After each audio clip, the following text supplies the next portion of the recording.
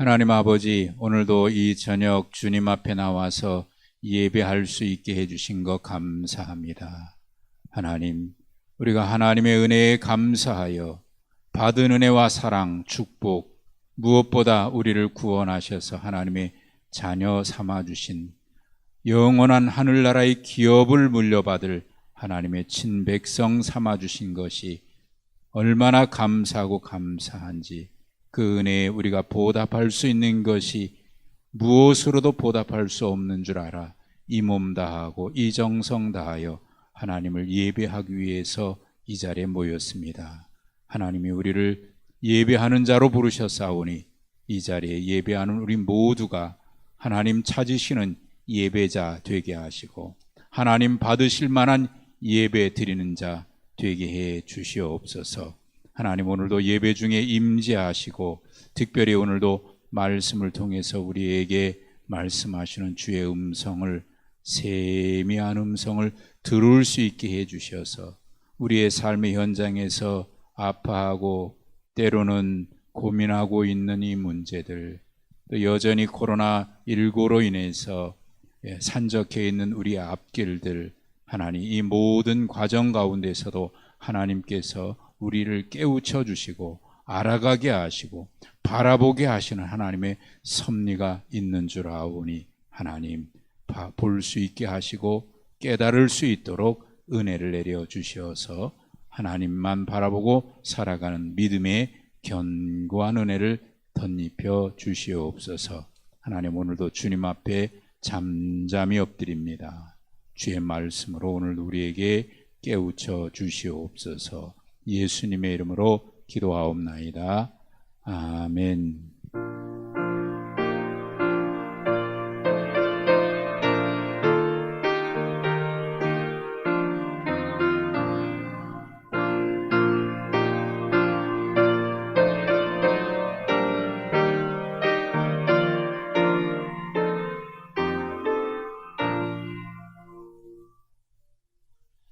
하나님의 말씀 사무엘하 16장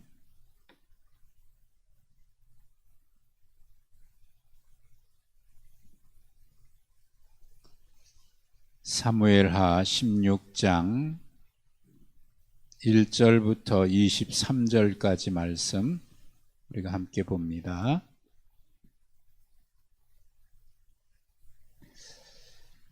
그 중에 9절부터 14절까지만 우리 함께 교독하시겠습니다.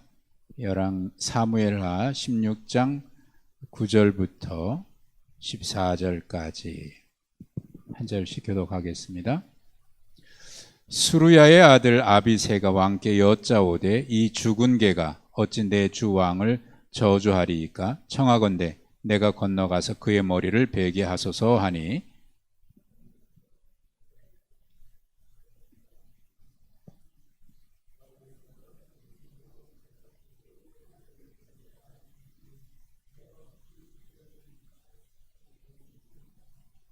또 다윗이 아비새와 모든 신하들에게 이르되 내 몸에서 난 아들도 내 생명을 해하려 하거든 하물며 이 베냐민 사람이랴 여호와께서 그에게 명령하신 것이니 그가 저주하게 버려두라.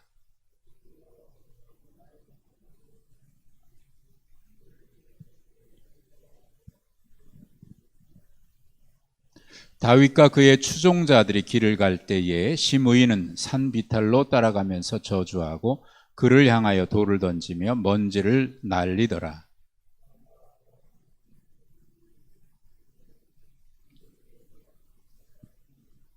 아멘. 할렐루야.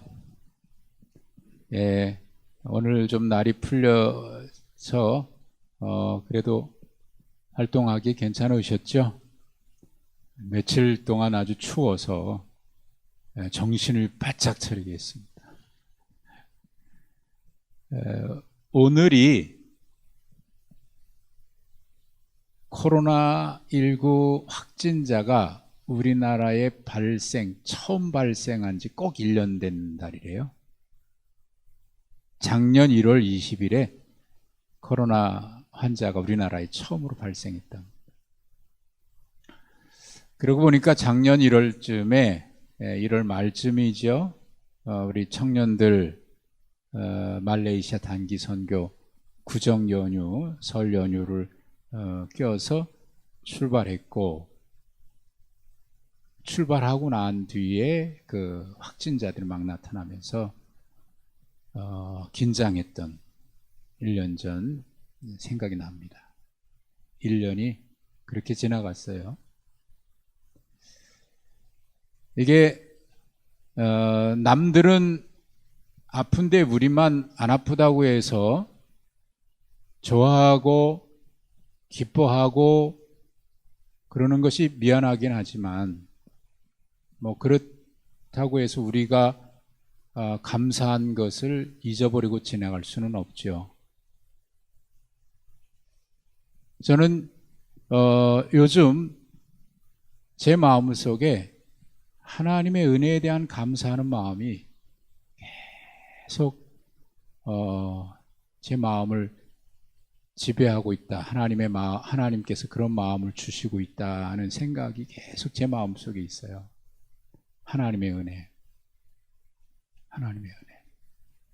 하나님의 은혜가 얼마나 감사한지. 여러분, 하나님의 은혜 감사합니까? 어떤 게 감사합니까? 우리가 하나님의 은혜 그러는데요. 어쩔 때는요, 그 성경에 보면 은혜라고 하는 것이, 야, 이게 은혜라고 하면 난 이런 은혜 안 받으련다 하는 마음이 들 수 있는 그런 내용도 있어요. 예를 들어서 마리아에게 천사가 나타나서 은혜 받은 자여 평안할지어다 그랬거든요. 은혜 받은 자여 평안할지어다. 그리고 나서 천사가 마리아에게 하신 말씀이 뭐냐면 내가 성령으로 잉태하였느니라. 이게 하나님의 은혜래요. 그런 은혜는 안 받았으면 좋겠죠. 당장은 그럴 거예요. 근데 그 하나님께서 우리에게 은혜 주실 때 그것을 통해서 이루실 하나님의 놀라운 뜻을 생각해 보면은 이건 그 생각할 때마다 얼마나 감사하고 놀랍죠. 지난주에 말씀드렸습니까? 2021년을 우리에게 허락해 주셨을 때는 성경에서 시간을 의미할 때는요, 두 가지 개념이 있는데, 하나는 그냥 흘러가는 시간을 말하는, 1년 하루 이렇게 365일 지나가죠. 네, 이런 시간의 개념을 이제 크로노스라고 얘기합니다. 네, 그런 시간 말고 하나님께서 역사하시고 하나님께서 주관하시고 하나님께서 어느 순간마다 우리에게 의미 있는 사건들을 우리에게 이루시고 보여주시고 깨닫게 해주실 때의 그 시간을 뭐라고 얘기하면 카이로스의 시간이라고 얘기해요. 이렇게 표현할 수도 있을 거예요. 그저 우리가 하루하루 살아가는 것, 이제 오늘 지나가면 1년이 지나가고 또 지나가고 이렇게 흘러가는 시간을 흘러가는 시간이라 이렇게 표현할 수 있다고 하면 카이로스의 시간은 사건의 시간입니다. 하나님께서 나에게 무언가를 어떤 사건이 일어나지 않아도 내게 의미 있는 시간. 은혜는요, 카이로스예요. 하나님께서 우리에게 뭔가를 말씀해 주시고 깨우쳐 주시고, 그래서 365일 2021년을 우리에게 허락해 주셨을 때는요, 분명 저는 이렇게 믿어요. 하나님께서 나에게 2021년을 살게 해 주셨다고 하면 그 한 해 동안 하나님이 나를 통해서, 여러분을 통해서 뭔가 하실 일이 있어서 우리에게 그 시간을 살게 해 주셨다. 아니, 다른 사람도 똑같지 않습니까? 그렇게 얘기할 수 있겠죠. 예, 그렇게 살아가는 사람들은 그냥 카이로스예요. 아니, 크로노스예요. 그럼 우리는 2021 하나님 뭔가 나를 통해서, 그리고 여러분의 생애에 하나님 뭔가 하실 일이 있을 거예요. 근데 그것은 깨달을 때 그걸 알아요. 아, 그래, 하나님이 나에게 이런 일을 이루시려고 하는. 네. 그래서 2021년이라고 하는 한 우리의 삶의 페이지에 하나님께서 뭔가 새로운 일들을 여러분을 통해서 이루시고, 또 여러분은 그 일에 쓰임받는 그런 2021년 한 해가 되시길 주님의 이름으로 축복합니다. 그런 의미에서 새해 복 많이 받으십시오라고 얘기하는 것은 저는 그런 의미가 있다고 봐요. 새해 복 많이 받으시라.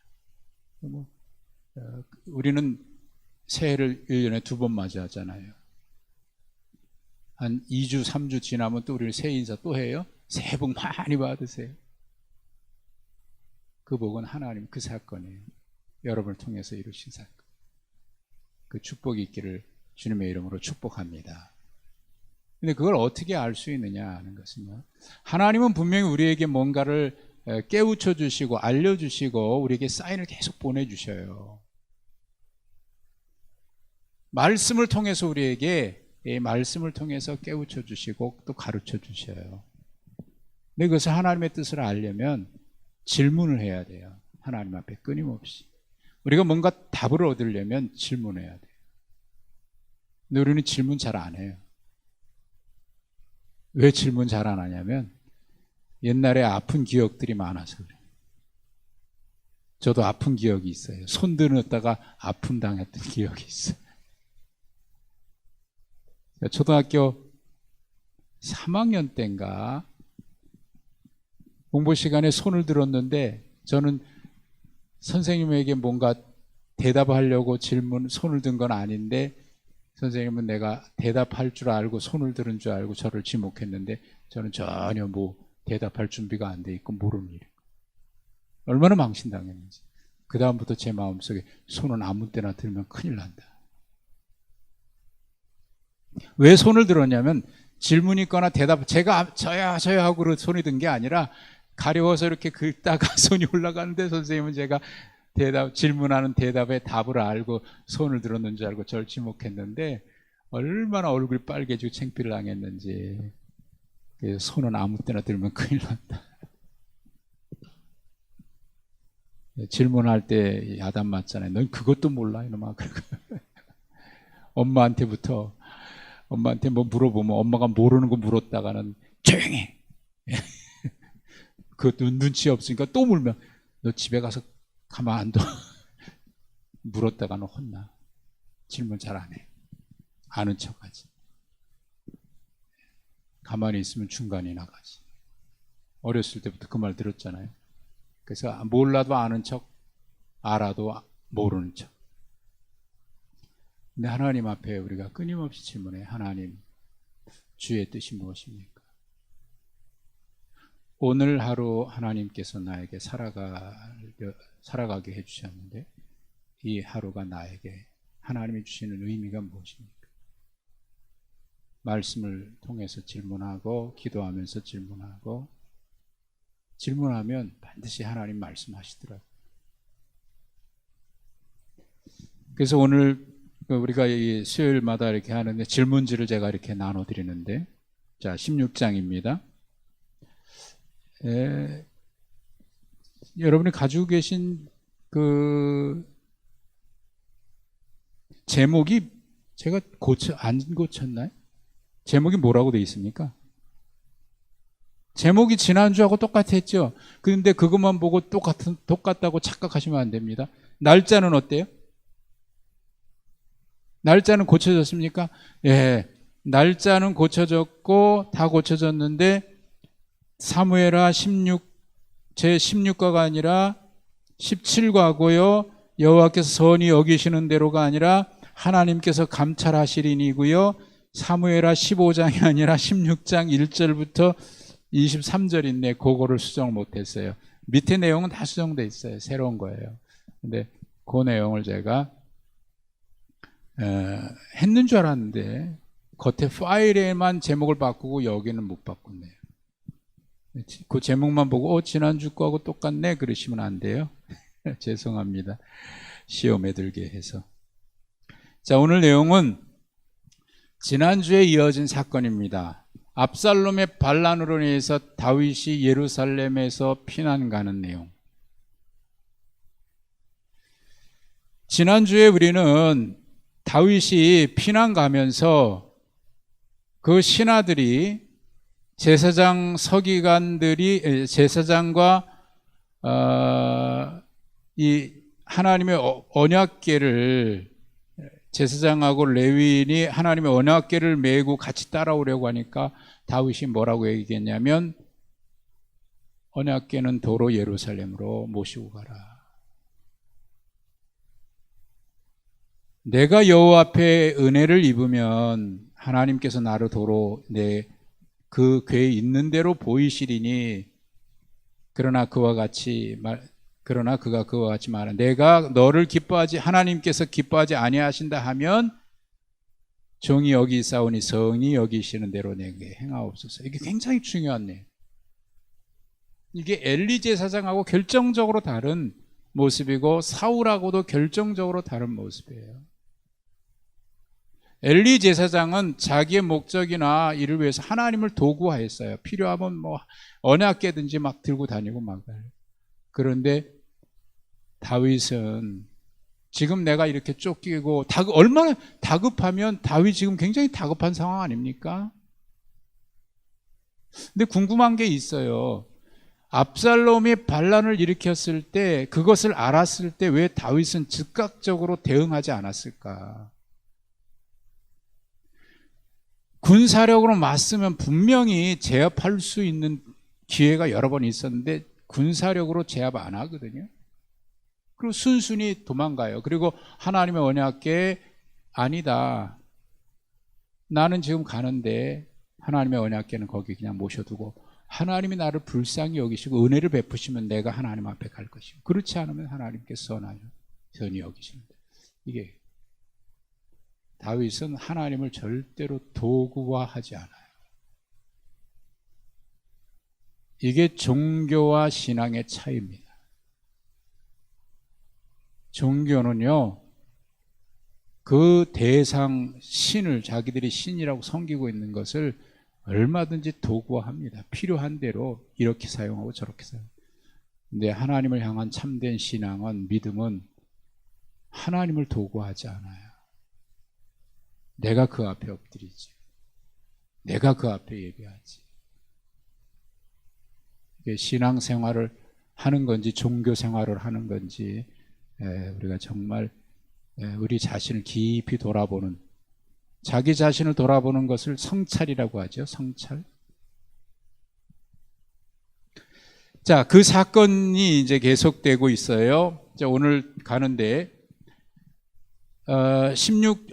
지난주에 보셨던 15장 30절에 보면 다윗이 감람산을 넘어서 피난 가는데 그 감람산을 올라가면서 머리를 가리고 맨발로 울며 그 산을 넘어갑니다.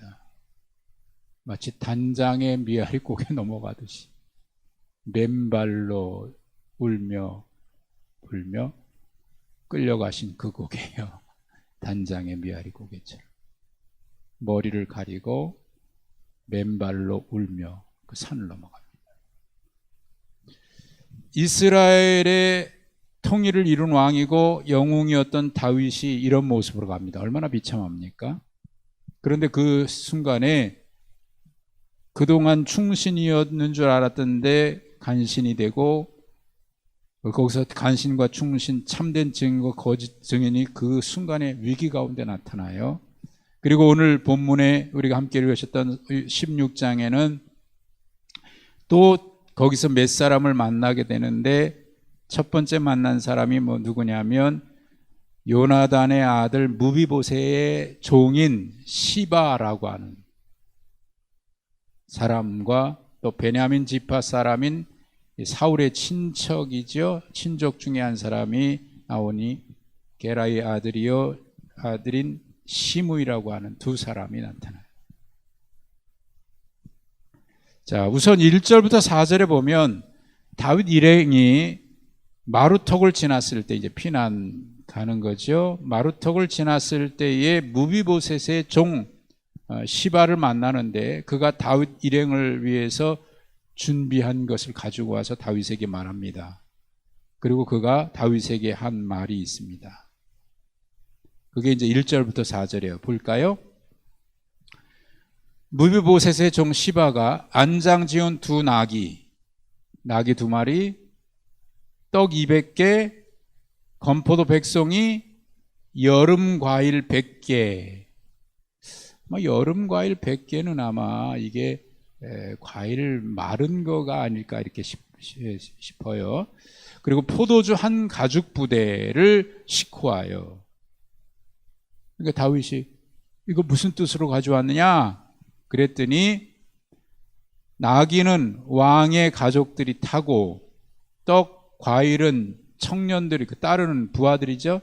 청년들이 먹게 하고 포도주는 들에서 피곤한 자들에게 마시게 하기 위해서 가지고 왔습니다. 피난 가면서 얼마나 경황이 없어서 맨발로 왔을까요? 근데 저는 이게 좀 이상해요. 아무리 경황이 없다고 하더라도 신발 신을 수 있을 만큼 시간이 없었을까? 왜 맨발로 왔을까? 이게 궁금해요. 이게 뭔가 있는 것 같아요. 성경은요, 우리가 볼 때 이상하게 보이면 이상한 거예요. 그러면 거기는 분명히 뭔가 말씀하시려고 하는 게 있어요. 그걸 물어봐야 돼요. 그걸 묵상하는 거예요. 왜 신발을 맨발로 울며 왔을까? 이것은 무엇을 의미하는 걸까? 사무엘 기자가 이것을 이렇게 기록했을 때는 뭔가 의미가 있는 거예요.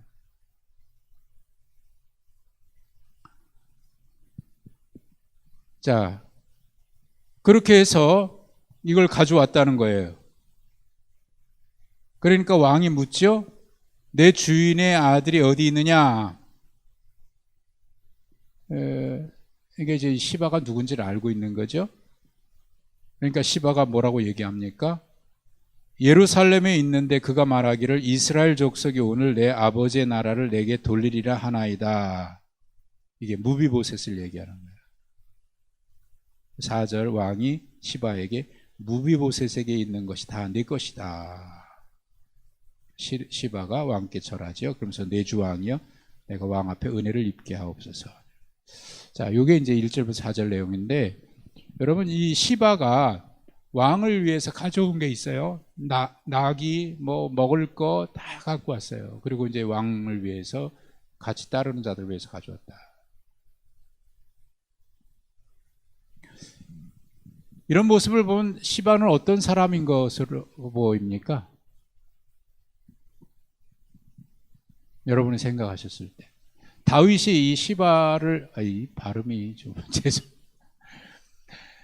이 사람을 보았을 때 다윗이 무슨 마음 들었을까요? 여러분이라고 생각하고 한번 생각해 보세요.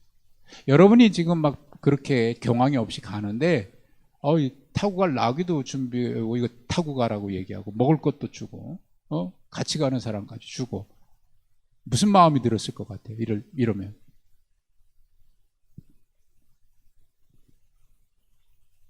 아니 그냥 묻는 거예요. 맞는지 틀리는지 그걸 얘기하지 마시고. 사실 고맙지 않아요? 야, 이거 고마운 거지. 정말 고마운 건 고마운 거지.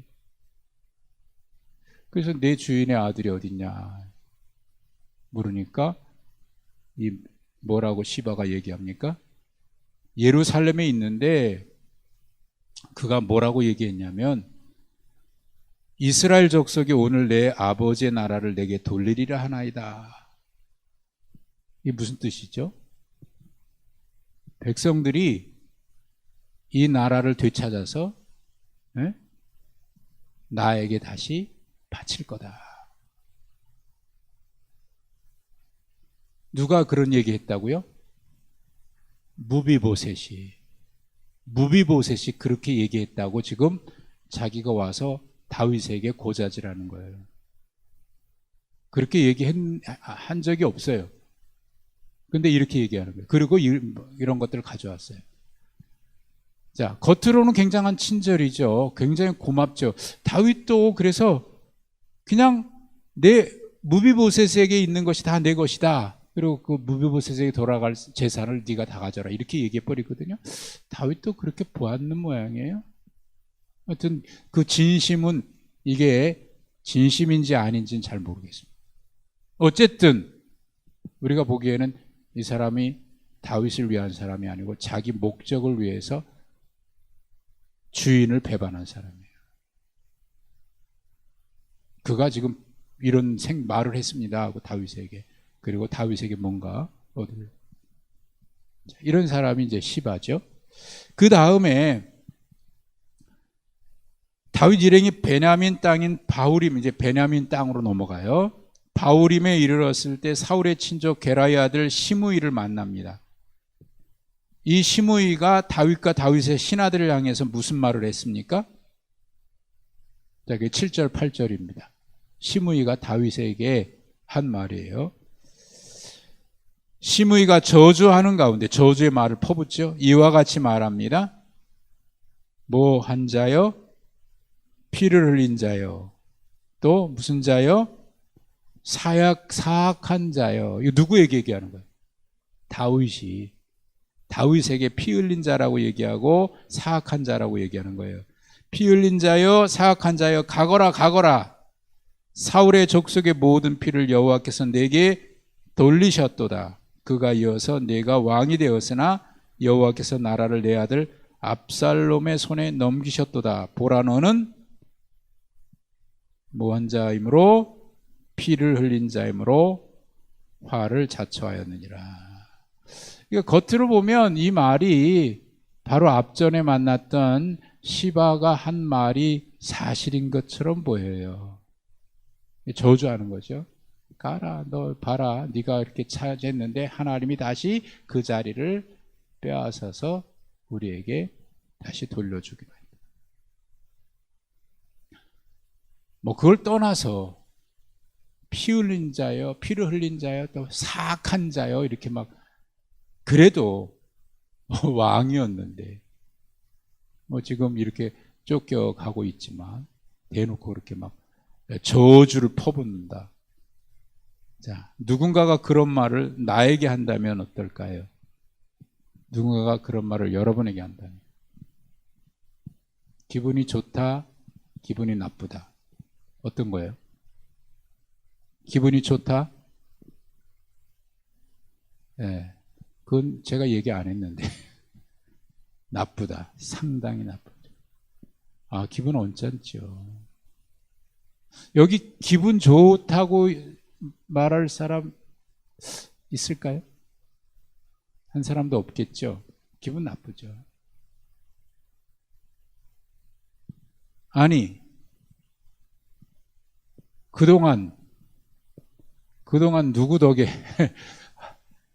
아니, 말대로 하자면 누구 덕에 지금 여기까지 누구 덕을 보고 살았는데 지금 내가 이렇게 됐다고 이렇게 등을 돌리고 이런단 말이냐?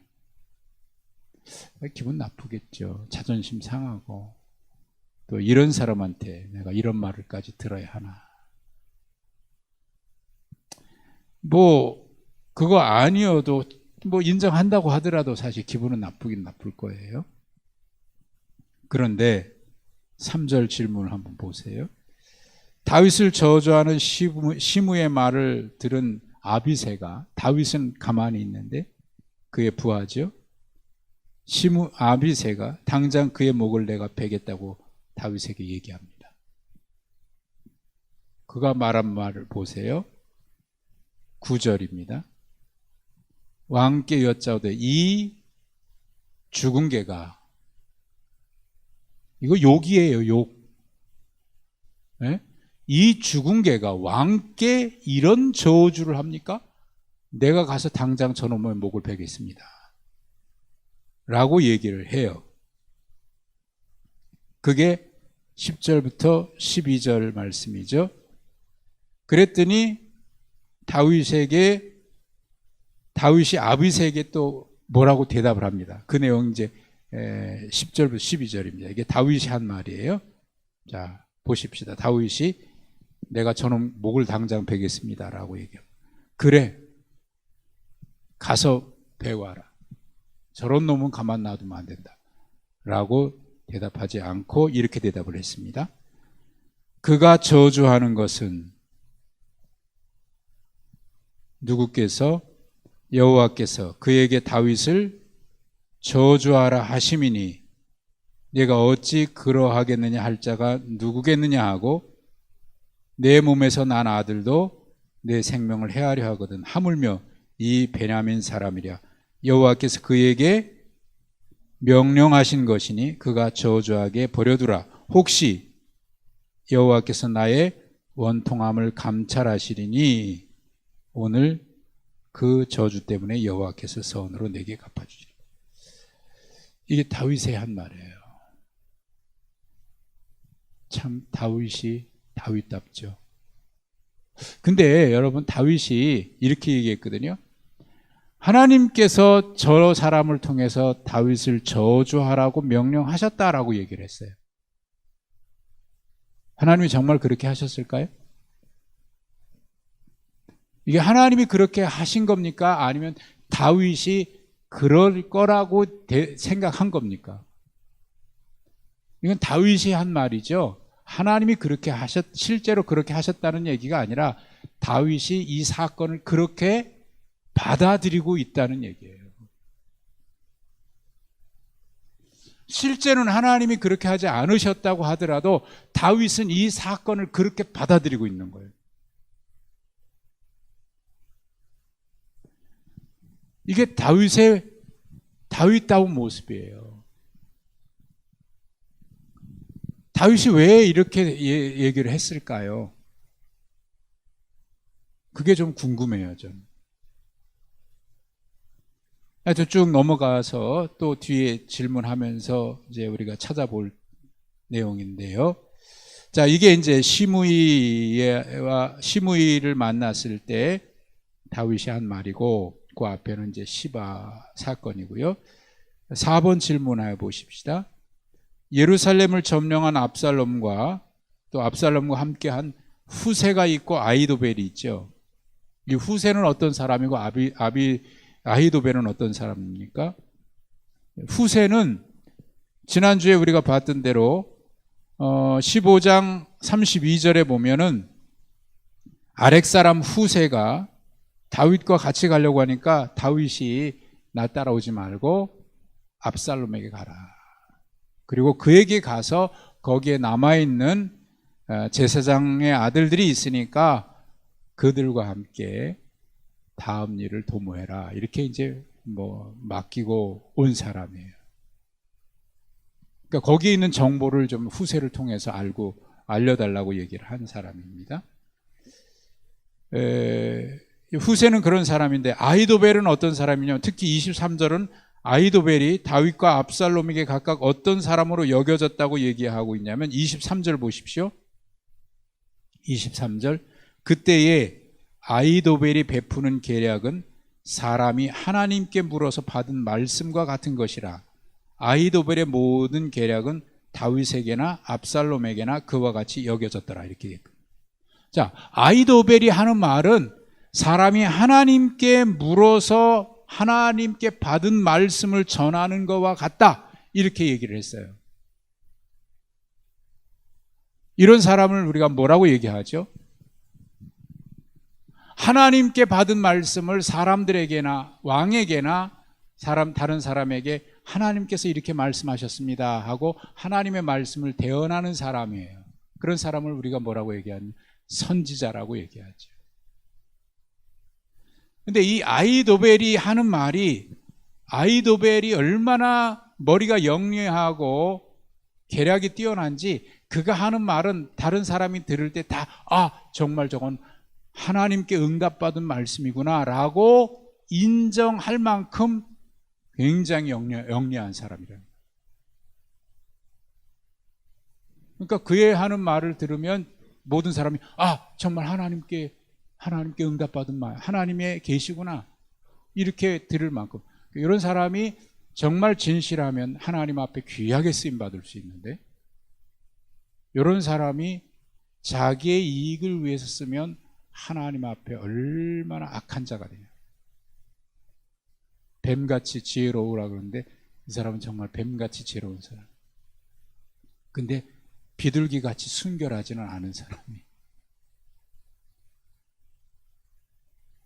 그러니까 자기가 너무 똑똑한 사람이, 너무 영리한 사람은 하나님도 이용하려고 하는 사람들이 있어요. 그래서 저는 너무 영리한 것보다는 하나님이 쓰시기에 영리하지 못한 게 좀 나을 것 같아요. 영리하지 못해도 하나님 앞에 쓰임받은. 그래서 제가 어렸을 때부터 제 마음속에 동물로 표현한다면 이런 사람이 됐으면 좋겠다, 제 마음에 품고 있었던 게 있는데, 그게 뭐냐면, 하나님, 소처럼 우직하게, 늦게 가더라도 우직하게 주인만 따라가는 소와 같은 사람. 여우같이 영리해가지고 하나님도 이용하고 하나님의 말씀도 이용하는 사람이 아니라, 그죠? 하나님 보시기에 우직하게. 여러분, 그런 사람이 되시기를 축복합니다. 하나님이 보실 때, 그래, 내가 좀 도와주지 않으면 안 되겠다, 이게 낫지요. 네가 한번 해봐. 네가 똑똑하니까 네가 한번 해봐. 이게 별로 좋은 거 아니에요. 저 사람은 내가 도와주지 않으면 안 돼. 불쌍한 사람이다. 하나님이 도와주셔야 돼.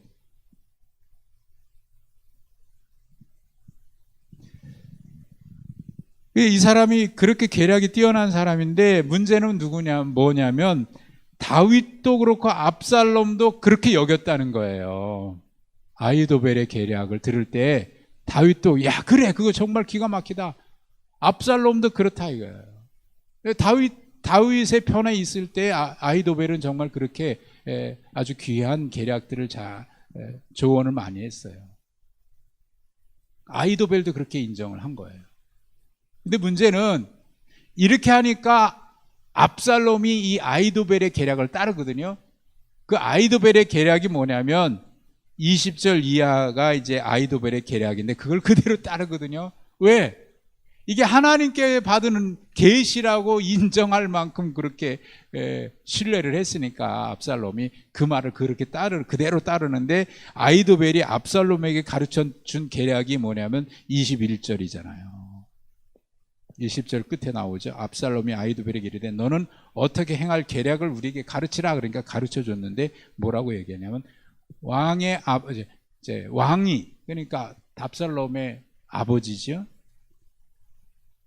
왕의 아버지께서 남겨둔 왕궁을 지키게 한 후궁들, 그들과 동침하십시오. 그러면 왕께서 왕의 아버지가 미워하는 바 됨을 온 이스라엘이 들으리니, 야, 그래, 이제는 완전히 건너갔구나, 물 건너갔구나. 이제 둘 중에 하나를 선택해야 되구나. 그래서 백성들이 다, 그래, 지금 대세는 압살롬이니까 봐라. 후궁을 그렇게 했다는 얘기는 뭐냐면, 내가 이 나라의 왕이다, 내가 모든 걸 차지했다라고 하는 걸 선언하는 거거든요. 근데 이런 악한 방법으로 선언하는 거예요. 그러면 백성들이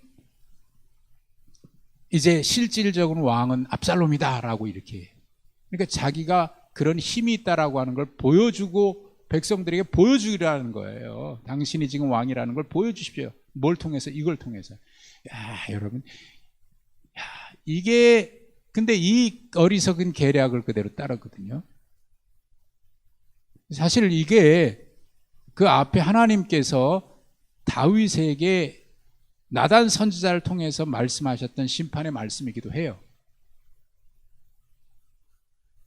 다윗에게 있어서 평생 짊어지고 가야 될 가시가 있는데, 그거 뭐냐면 우리아를 죽이고 우리아의 아내와 동침한 그 사건이잖아요. 그래서 그 아들이 죽었지만은 나중에 이제 솔로몬이 거기서 태어나죠.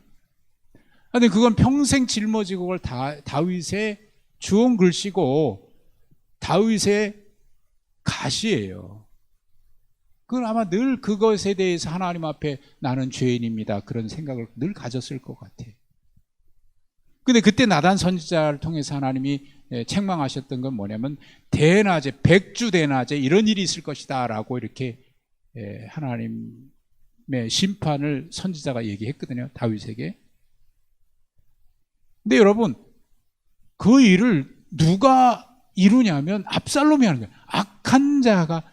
그러니까 그때는 악하게 쓰임 받는 거지. 이런 악한 것. 근데 그걸 아히도벨이 그런 계략을 했는데 그걸 따르거든요. 이게 뭐냐면요, 이게 자기는 내가 권력을 쥐고 있다라고 하는 걸, 자기가 왕이라고 하는 걸 백성들에게 선포하는 행위라고 생각했는지 모르지만은요, 서서히 하나님께서 그를 버리시는 일인 거예요. 서서히가 아니죠.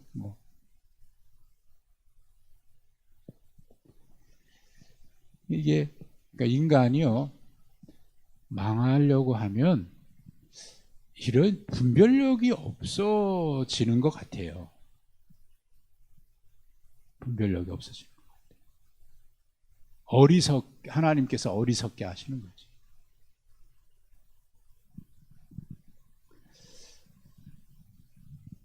야, 참 이런 일이 어떻게 있을 수 있을까? 여러분요, 이런 것들을 드러내도 선한 방법이 얼마든지 있지 않습니까? 물론 이 지금 자체가 지금 뭐 선하게 진행된 건 아니지만. 마지막 5번입니다. 다윗이 피난 가는 중에 보인 행동이나 태도에서 혹시 여러분 인상 깊은 장면 있습니까? 어떤 장면이 인상 깊습니까? 혹은 이해하기 힘든 장면이 있습니까? 지난주, 이번주 이렇게 가서 다윗이 피난 가면서 한 행동 중에서 여러분에게 인상 깊은 장면은 어떤 거예요?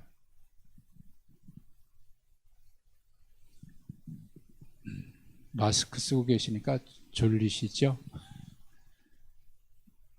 질문할까요? 제가 한번 지목해서.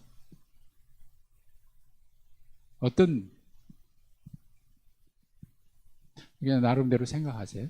어떤 게 인상 깊어요? 그 인상 깊은 장면이나 혹시 이거는 아무리 그래도 이해할 수 없다, 그렇다면 왜 그랬을까? 그것도 질문해 봐야죠. 또 혹시 그렇게 한 것에 대해서 다윗의 그런 행동의 배경에는 어떤 신앙적인 동기가 있다고 생각하십니까? 지난주에도 보셨습니다만 이것을 다윗이 그 압살롬의 반역에서 도망가는 중에, 피난 가는 중에 고백했던 시가 있는데 그게 이제 시편 3편이거든요. 시편 3편 오늘 좀 결론을 지으면서 보겠습니다. 시편 3편을 한번 보십시오.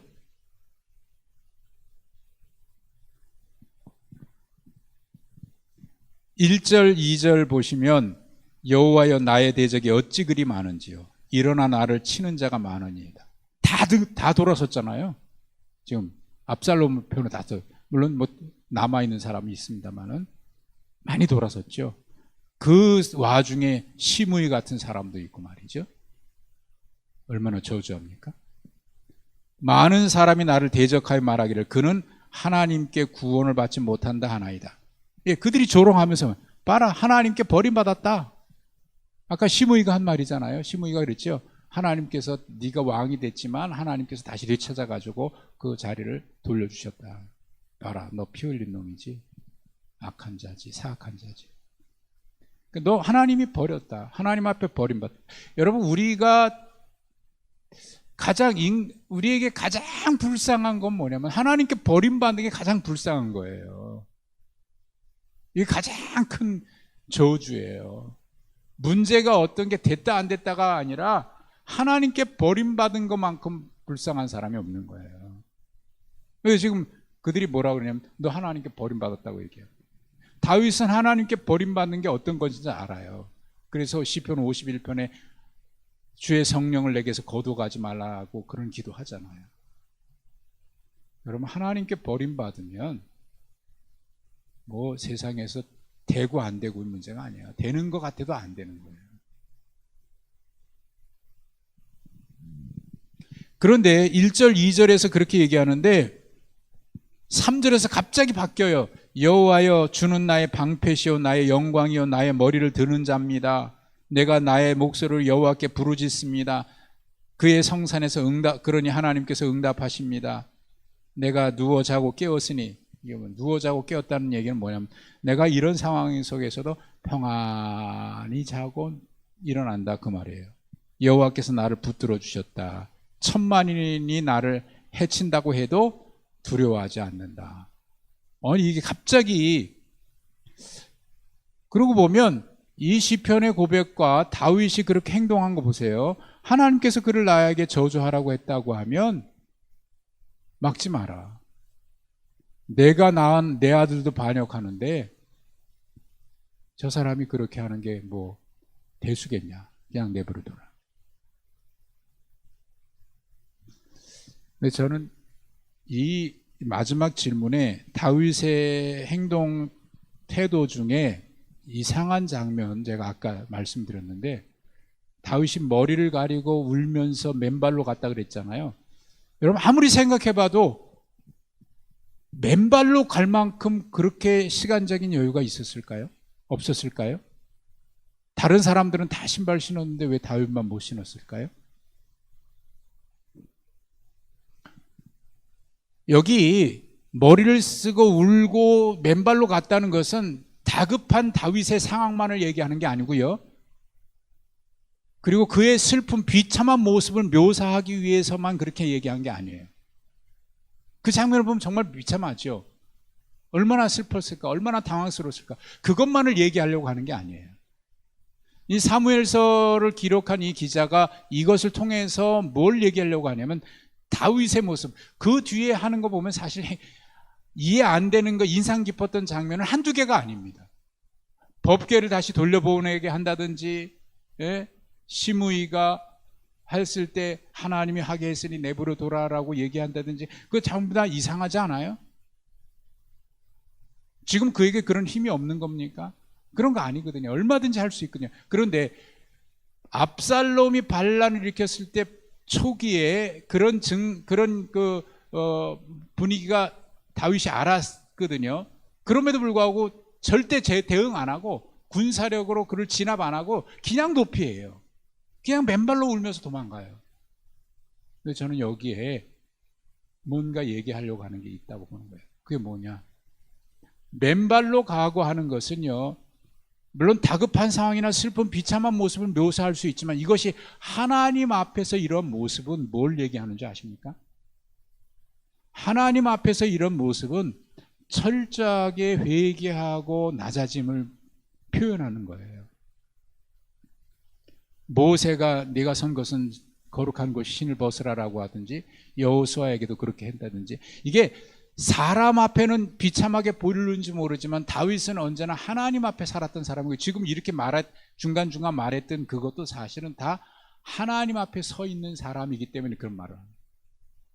그러니까 그가 이게 하나님이 그 사람을 통해서 나를 저주하라고 말했다라고 얘기한 것은 다윗이 그렇게 이 사건을 받아들이고 있다는 거 아닙니까? 실제로 하나님이 그렇게 말하라고 한 게 아니라 다윗은 그 사건을 그렇게 받아들이고 있다는 거예요. 하나님이 저 사람을 통해서 나에게 이런 말을 하게 하셨다라고 받아들이고 있는 거예요. 그렇다고 하면 압살롬을 통해서도 하나님이 나에게 이렇게 하게 하셨다라고 받아들였기 때문에 군사력으로 그를 제압하지 않은 거예요. 그러면 그가 맨발로 간 것은 뭘 얘기하냐면 하나님 앞에 자기 자신의 죄를 회개하는 거예요.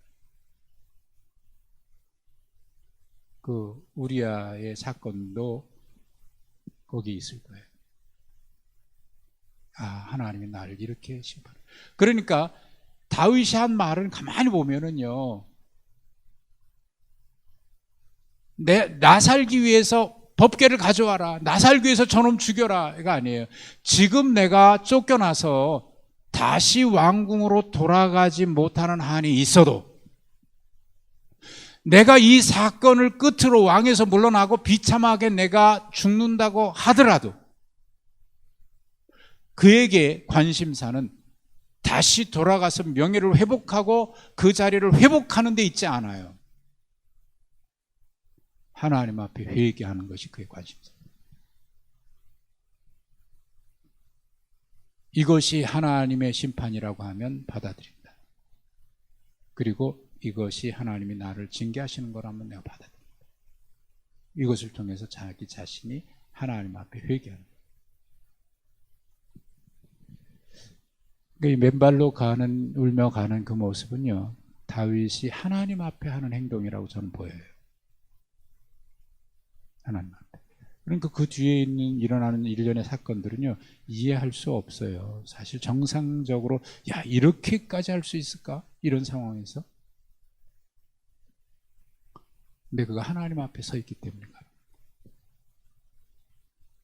여러분, 우리 신앙이라고 하는 것은 아까도 종교와 신앙은 다르다라고 제가 말씀드렸는데, 신앙은 하나님 앞에 서 있는 거고요, 종교는 이용하는 겁니다. 그것이 필요한 거예요. 하나님이 필요한 거고, 어떤 형식이 필요한 거고요, 이런 것들이 필요한 거예요. 그러나 신앙은 하나님 앞에 서요.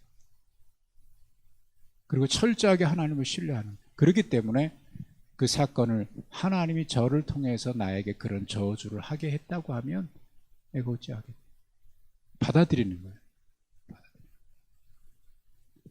하나님이 그래서 결국 다윗을 끝까지 붙들고 계십니다. 다윗을 끝까지 붙들고 계십니다.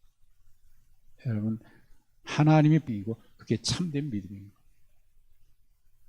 여러분, 2021년 새해를 우리가 이렇게 시작을 하죠.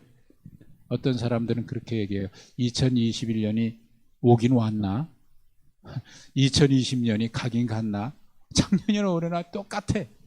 코로나 여전히 그러나 왔죠? 2020년이냐 2021년이냐 중요한 게 아니라 이런 변화를 통해서 내가 그래, 지난 한 해의 모습을 보면서 하나님이 나에게 무엇을 요구하실까, 사건을 통해서 하나님 앞에 서 있는 모습, 그게 중요한 거예요. 그렇다고 하면 염려할 거 없어요. 이런 상황에서 다윗이 자고 깬다? 말도 안 되잖아요. 하나님께 말. 그렇다고 해서 그냥 될 대로 되라 그러고 잠이나 자자, 그런 거 아니거든요. 하나님에 대한 철저한 신뢰를 얘기하는 거예요. 그래서 마지막에 그가 뭐라고 얘기하냐면 8절에 보십시오. 구원은 여호와께 있습니다 라고 얘기하잖아요. 구원은 여호와께 있습니다. 여러분, 이 믿음이 우리의 믿음이기를 축복합니다. 하나님 아버지, 감사합니다. 역사를 주관하시고 우리의 생명을 주장하시는 전능하신 하나님께서 우리에게 새해를 허락해 주셨고, 또 하나님의 은혜 가운데 살아갈 수 있는 그런 축복을 주셨습니다. 늘 주님 앞에 서 있는 자 되게 하시고 하나님 앞에서 바른 믿음으로 살아가는 우리가 되게 해 주옵소서. 예수님의 이름으로 기도하옵나이다. 아멘.